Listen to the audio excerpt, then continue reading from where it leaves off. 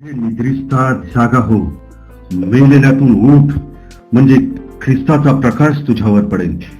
Glorious gospel ministries Kolhapur तर्फे आयोजित Israel भविष्य काळाचा कानोसा. प्रमुख वक्ते देवाचे अभिषिक्त दास बिशप आशिष पंडला, बारामती. या सभेत आपण काय ऐकणार?